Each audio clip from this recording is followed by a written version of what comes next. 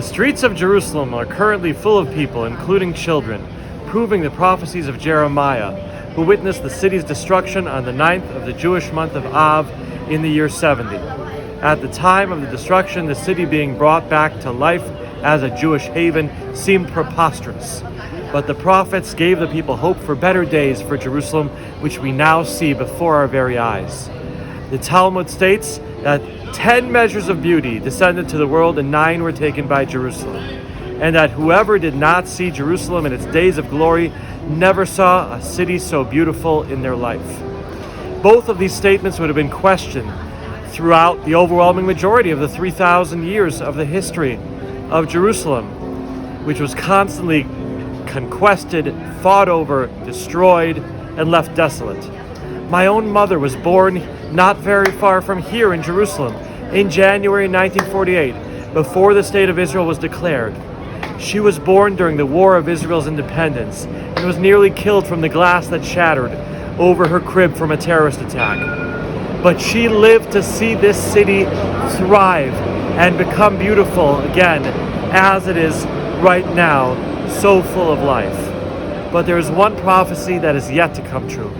The prophecy of Bil'am, that we will one day be a nation that doesn't care what the world thinks about us. We care a lot.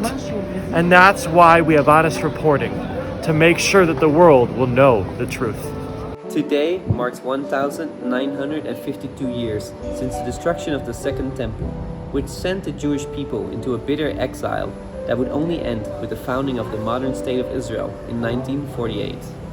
While the temple might be in ruins, the Temple Mount never left our collective consciousness.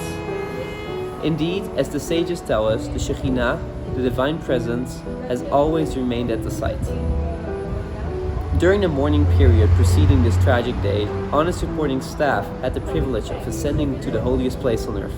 We saw with our own eyes how the media all too frequently present a false narrative regarding Temple Mount. It is time for journalists to recognize that the Western Wall is not the holiest site in Judaism, but rather a remnant of the wall surrounding the temple. It is time that they acknowledge that peaceful Jewish worshippers are not the problem here. Palestinian terrorists are. It is time to end baseless lies about the world's only Jewish state. Let's hope and pray that this will be our last Tisha B'Av, and that Jerusalem shall once again be established as a house of prayer for all nations. Wishing you a meaningful fast from Jerusalem, Israel. So my experience visiting Temple Mount as a Jew, I feel, was very much marked by the fact that I'm a Jew. And let me explain why. The Temple Mount is the holiest site in the world for Jews. And in order to enter as a Jew, you need to be joined by a police escort. We're the only group of people that have to visit Temple Mount this way.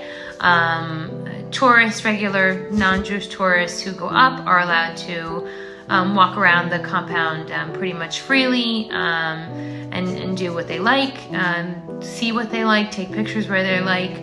But when you go up as a Jew, you're instructed, you're not allowed to touch anything or pick up anything, including garbage, even if you just want to throw it away, because there's garbage all over the place.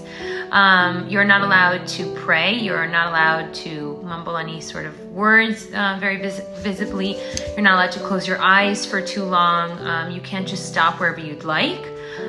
The entire experience was one in which we had to constantly be moving. We're sort of shuffled through the compound in order to see, because our presence there as Jews is so controversial. And I feel that's the first time in my life, which is crazy to me to say, in Israel's capital, where I felt my presence somewhere as a Jew was almost violent. And for me, the fact that I had this experience kind of on the eve of Tisha B'Av at the location where our sacred temples were destroyed is just a reminder of how far we still have to go.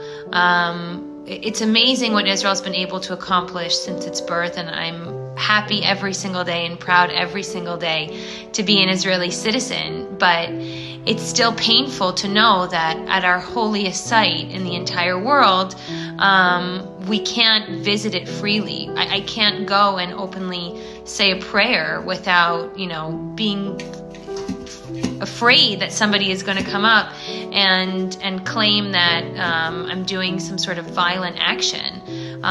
No group in the world should have to live that way at their sacred holy sites, and I think the same thing is true of Jews.